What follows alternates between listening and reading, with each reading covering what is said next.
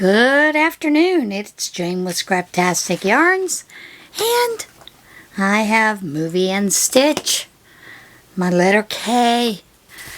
Yeah, I went ahead and watched one. Although, there's another one I was thinking about watching. But Teresa is my friend who sent me another idea for a hell movie. Tina suggested Kung Fu Hustle. Yep, Kung Fu Hustle.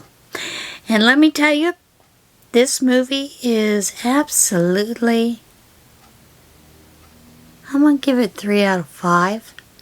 Only because of the language barrier. And you have to use the caption, you know. This movie, Kung Fu Hustle, is actually a 2004 martial arts action comedy gangster film. It is directed, produced, co-written by and starring Stephen Chow. Basically, the story is about a gang that is very murderous, up to no good, who meets up with a poor village. And there are some unlikely heroes in this village.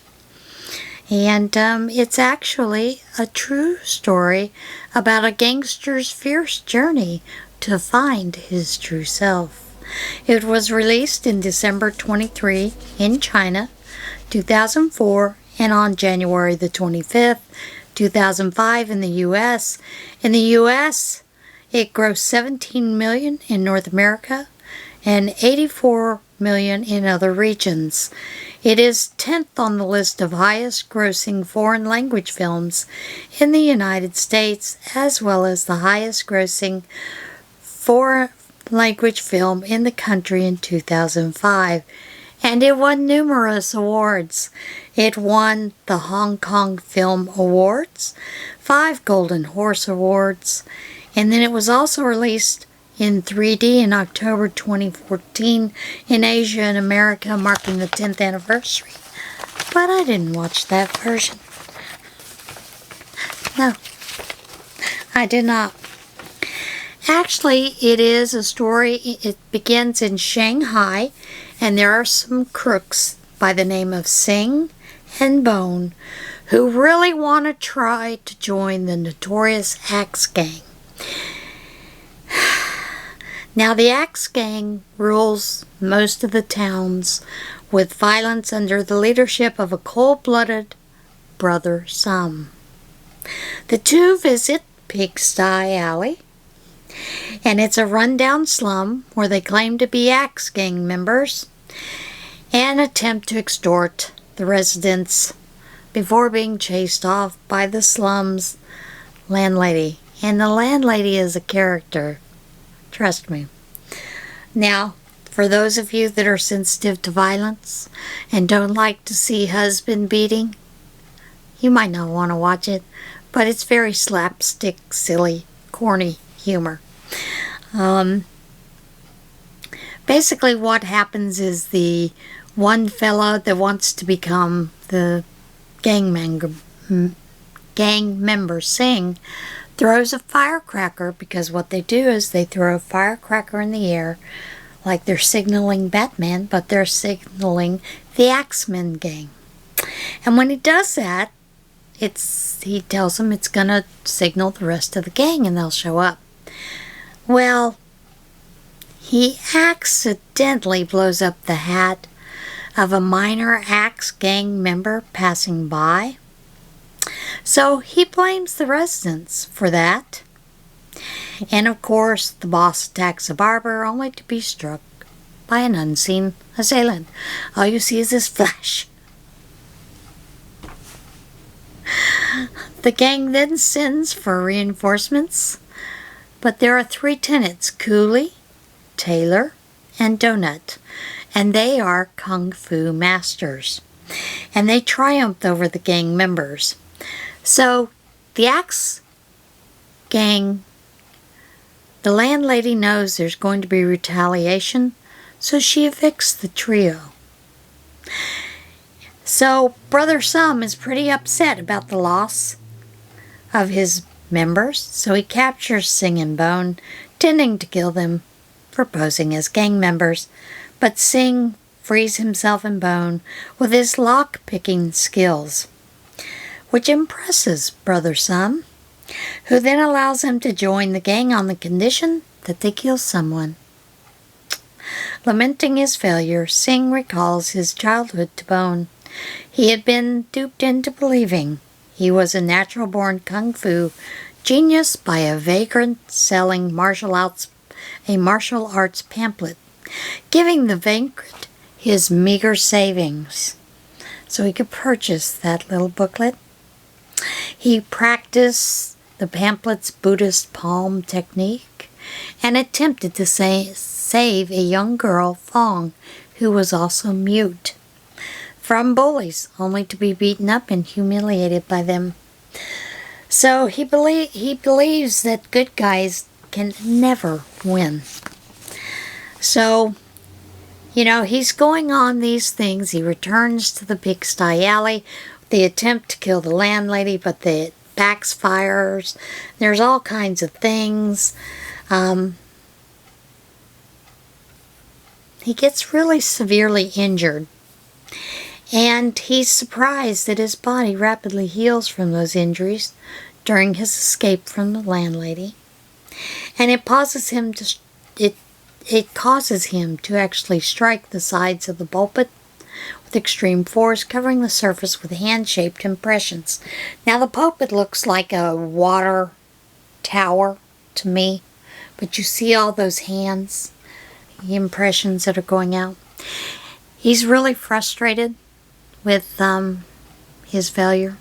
So he tries to rob an ice cream vendor, but discovers that it's actually Fong. So she offers him a lollipop as she did in the past, but he swats it away, ashamed of how far he has fallen.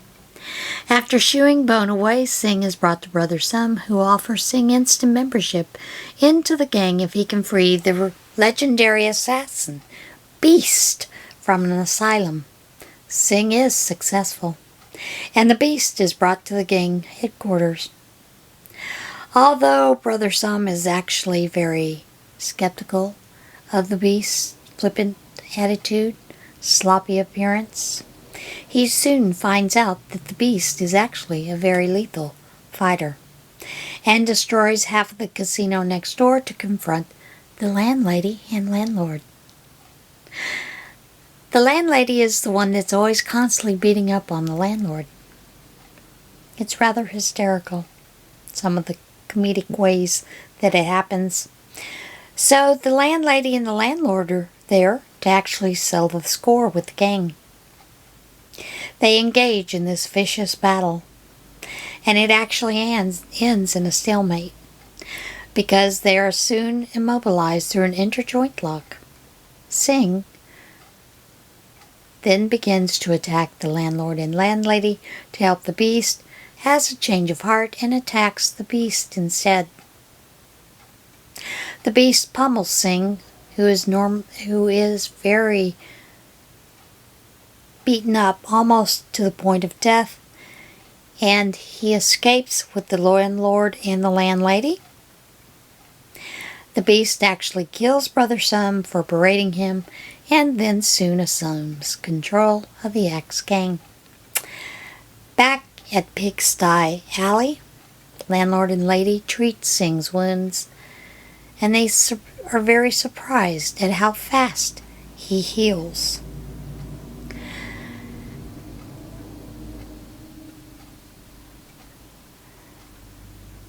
He then, after he is healed, he meets up again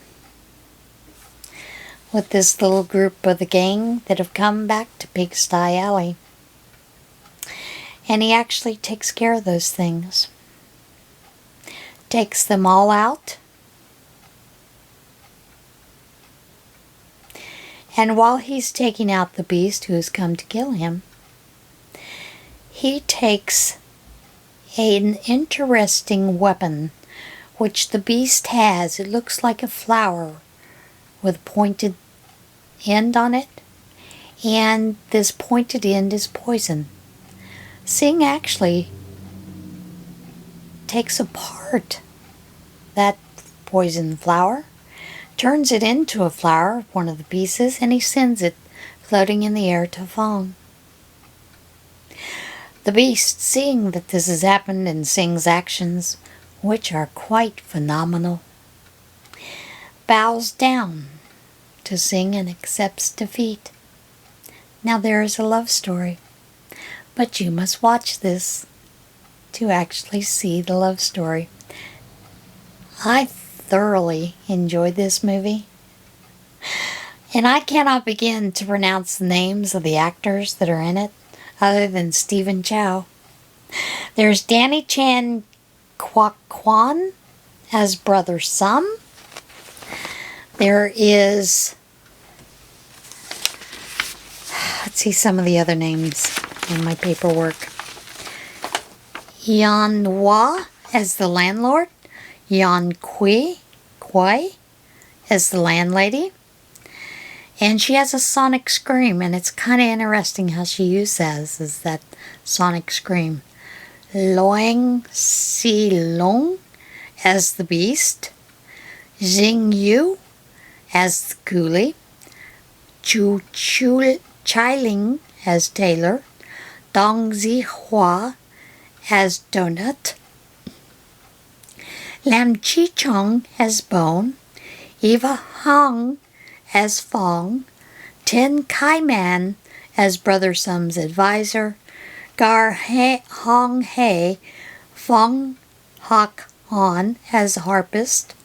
Lam Suet and Ling Hsio as the highest ranking members of the Axe Gang.